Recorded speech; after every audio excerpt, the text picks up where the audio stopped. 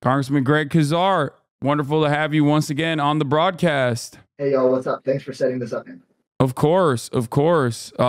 We are a week out from the election, and, you know, there's been a lot that has happened in the past. Saying that gave me some feelings. I know. Here it comes. I mean, I want to talk to you about a bunch of different things, specifically about Texas Latino outreach from the GOP. Well, there was a lot that we didn't get to talk about when you came on the broadcast when I was at the DNC. I'm going to read out your Google Doc talking points real quick to introduce you. A native Texan, son of Mexican immigrants, and community organizer Greg Casar serves as the U.S. Congressman for Texas 35, which includes the I-35 corridor from East Austin to Hayes County to the west side of San Antonio. A progressive Democrat, Casar is known for his work on federal heat protections, the Connect the Grid Act, housing immigration reform, and workers' rights.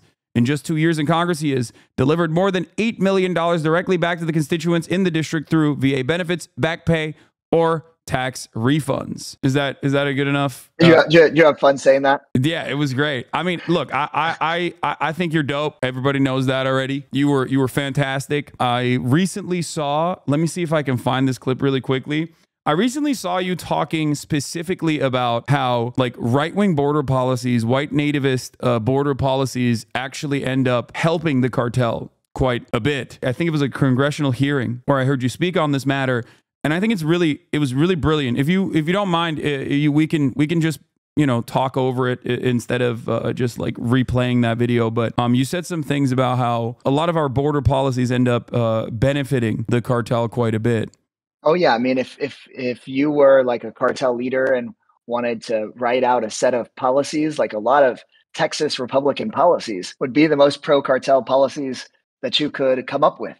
And I don't just say it tongue in cheek. I say it really seriously, just to viewers at home. I mean, if we talk about drug policy, if we talk about immigration policy, if you talk about gun policy, the Republican policies on this, and frankly, some of the worst Democratic policies, but heavily the Republican policies, are really in cartel's favor on these issues. So if we talk about guns, for example, especially as progressives try to be labeled as not being tough on violence, the majority of guns that are recovered from cartels in Mexico are U.S. sourced guns. And the majority of those come from Texas, where the laws recently have been updated that you don't need a license to get a firearm. You can buy a weapon of war and rifle starting at age 18.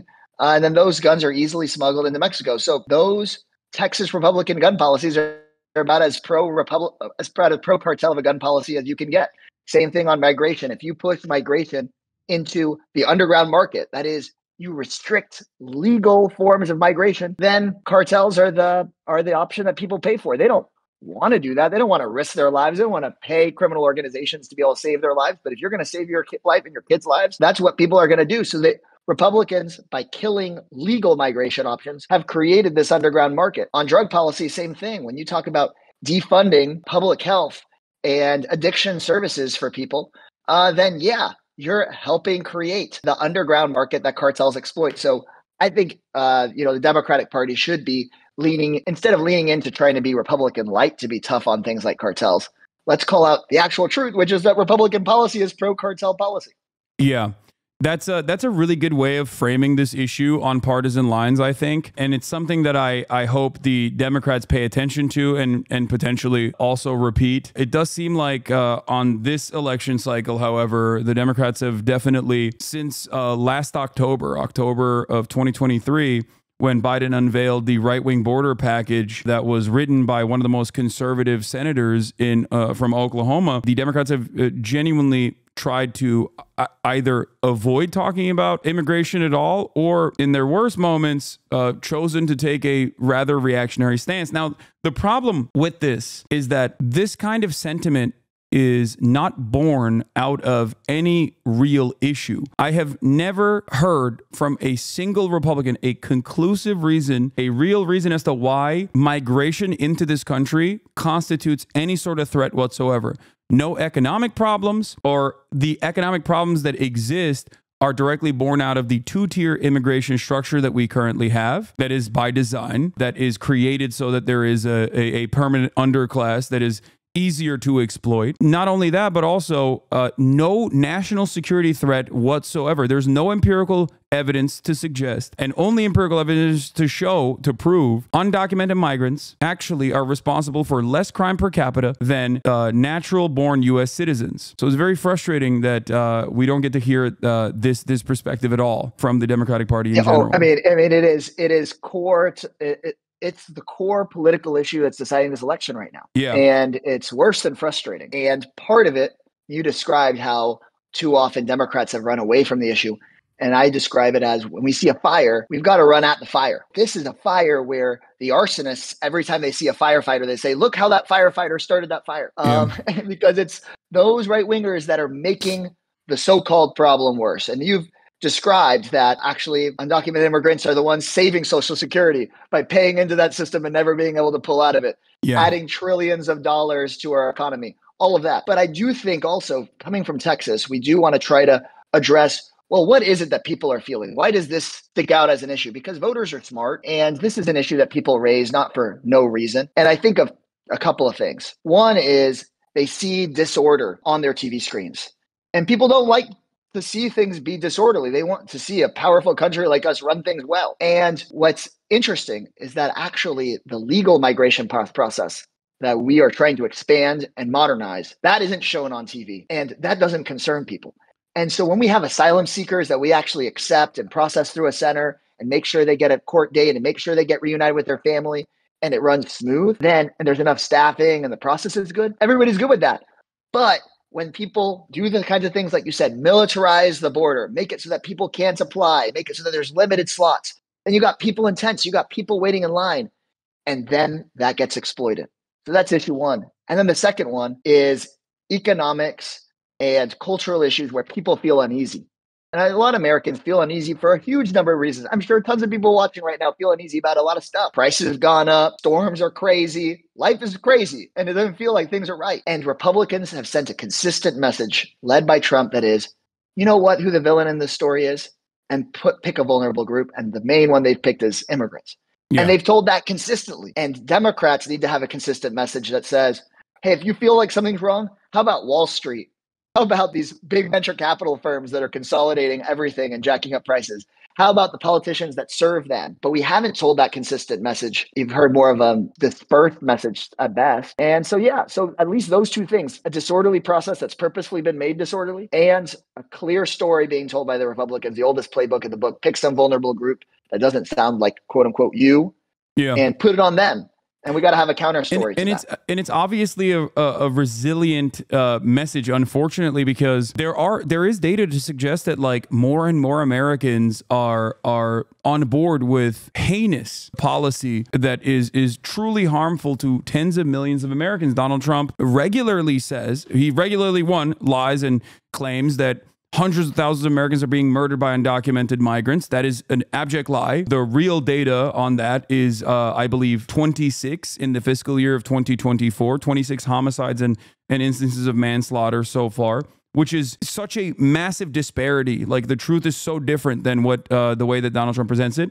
He then tries to package that up if people actually ask follow-up questions on it, which many people never do, because I feel like the media is also kind of dropping the ball here in communicating the truth. But when asked about it, at least like some smarter Republicans will claim, oh, it's fentanyl deaths. Okay, how does fentanyl actually get over the border? If you look at the actual truth, if you look at the Department of Homeland Security's own data, if you look at the Customs and Border Patrol's own data, chemical compounds necessary to create fentanyl are actually apprehended at the border in regular ports of entry. Regular points of entry like regular border checks. And 90% of the people that are trafficking the drugs are American citizens. They're not undocumented migrants. It would be a logistical... And it makes sense why they would be. Yeah, it would be a logistical nightmare. Cross with a passport. Yeah. The Venezuelan mom escaping with her kid, the thing in her backpack is like just a couple sets of clothes and the little bit of money they've got. That's what they've got. Yeah. But they don't want to tell that story. But I think the place that the Democratic Party needs to beef up, and we're trying to get the message out now, but it feels last minute, is why is it that they're telling that lie? right? Because it's hard to imagine that people with so much power, go out and tell the lies constantly that you've said that they tell. So they're like, why haven't I heard that? It's because they want to cover for their real agenda, which is helping Elon Musk write off more business expenses, helping, a billionaire get a tax cut. But that doesn't sound as popular.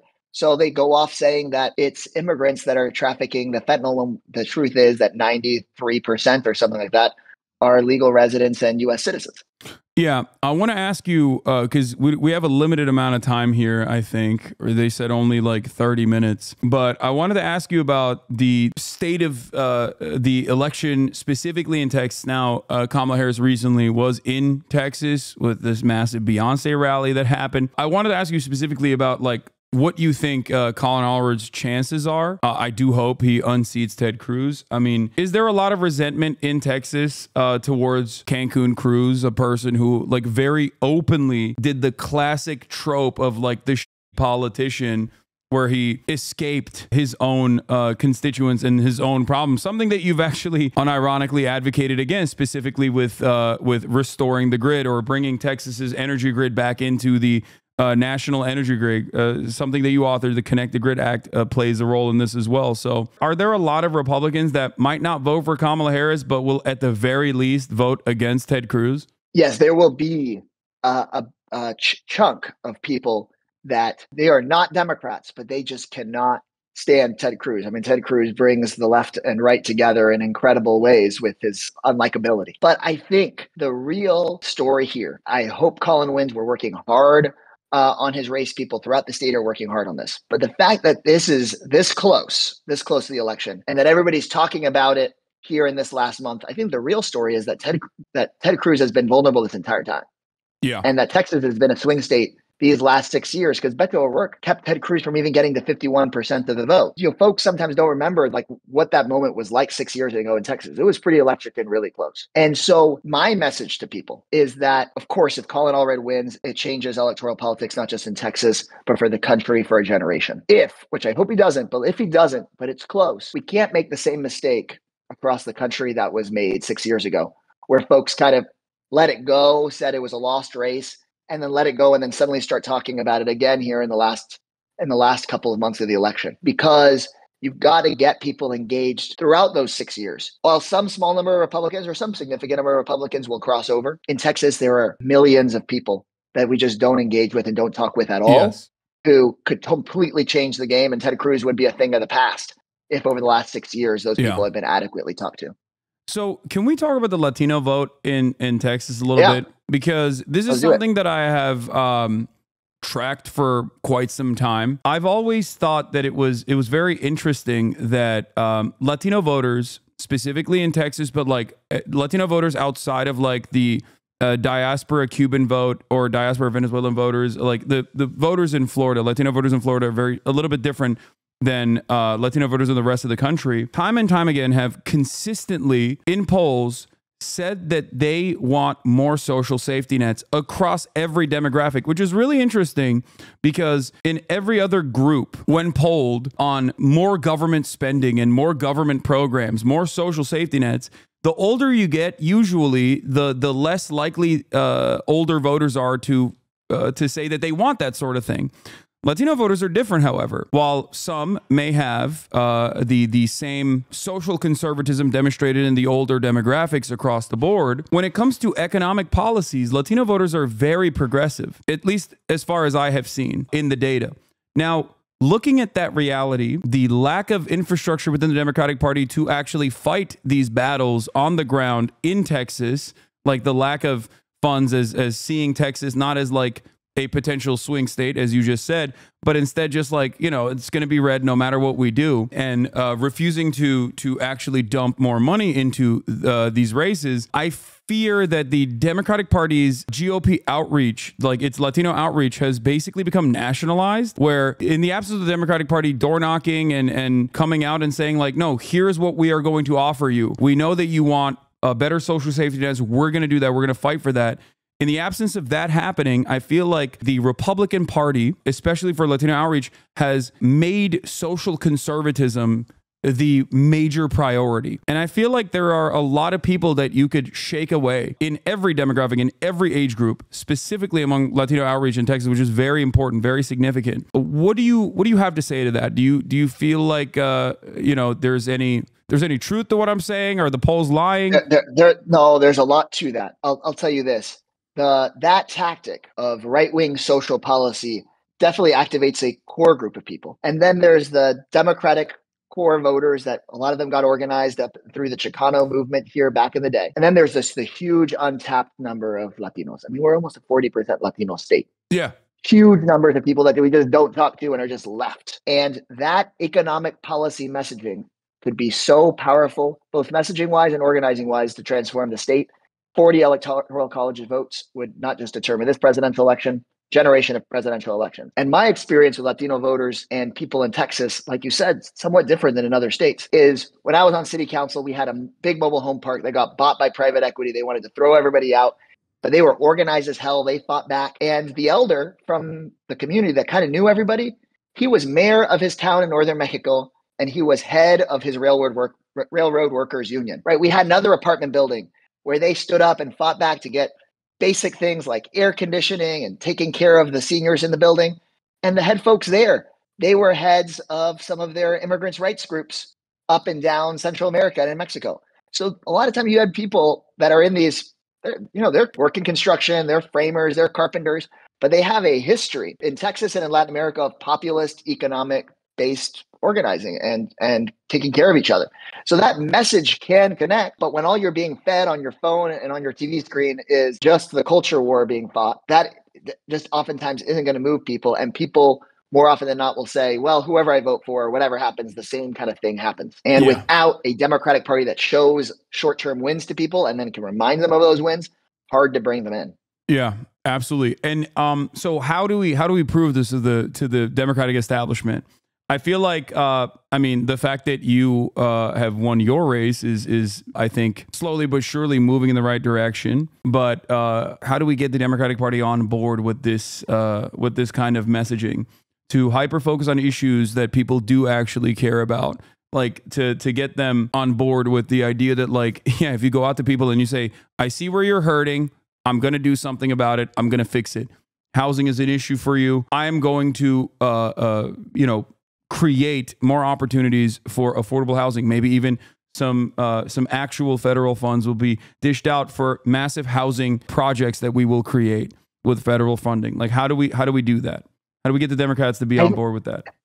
I think we have to pair our actual policy wins, like you said, with a strong and clear political message. And I think that does require Democrats to unpair ourselves from some of those billionaire interests so that we can say, hey, we're going to set up tax policy where if you make under $400,000 a year, we're going to help you out. People that make over $400,000 a year, they're going to pay more.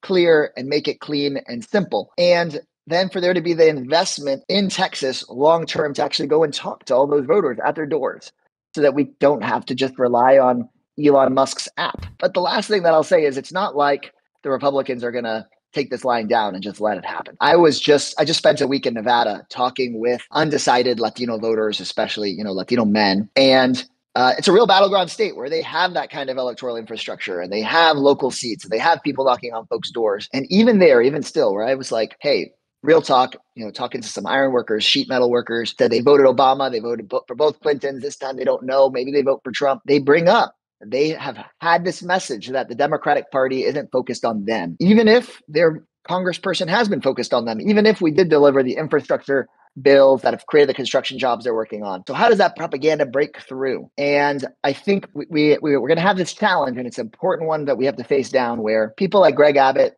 my governor, they pick on LGBTQ youth. Do you decide you're not going to stand up for LGBTQ youth because you don't want a news story that distracts from the economic issues? No, I mean, you got to do the right thing and stand up for trans young people have rights. We should be able to stand up for civil rights. Yeah.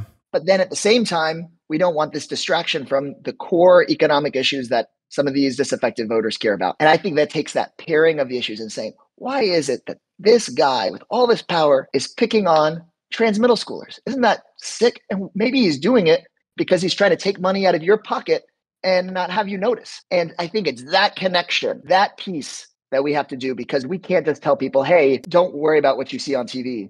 We have to make that connection for folks. Absolutely. I think that we need fighters in the Democratic Party. This is something that I've been screaming about for years and years and years. Not people who cave and capitulate the right-wing framing on the issues because they see a couple polls that scare them and think that, like, if we submit to right-wing framing on this stuff, that maybe it'll be easier for us to win elections, but instead fight back, push back on it.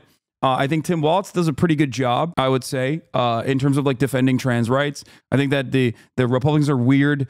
Messaging was, you know, I guess maybe it was really successful, at least from my perspective, because like it's something that I've also said for quite a bit.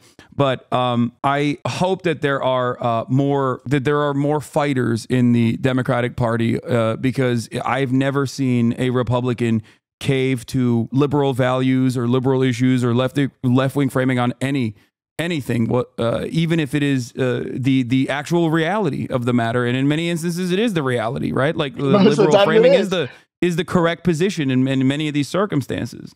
And I think that's a critical part of why Donald Trump's defeat is going to be so important. We need to be able to repudiate that kind of just immigrant bashing, vulnerable people bashing every step of the way. And then with Harris and Walz in the White House, create that new frame for the Democratic Party. Because if Kamala Harris wins, and I'm urging everybody watching to go and vote, now that's early voting most places, if she wins, it will likely be close. And in that close election, we got to say, we can't have cut it this close again. We've got to rebuild the working class multiracial majority that can deliver real wins. And the only way to do that, I think, is to not keep on running that old playbook where you're a Republican light on something like immigration. I just don't think that has worked. And I'll be there making sure that if and when I really, really hope she wins, that it's not like people say that the Republican light thing worked. I mean, nobody can say that that's been the way to do immigration or anything else. So, question for you. I don't know if this is my only gotcha for you. Okay, I'm ready. Well, maybe it's not a real gotcha if you're letting me know it's coming. Okay, well, it's a little bit of a gotcha.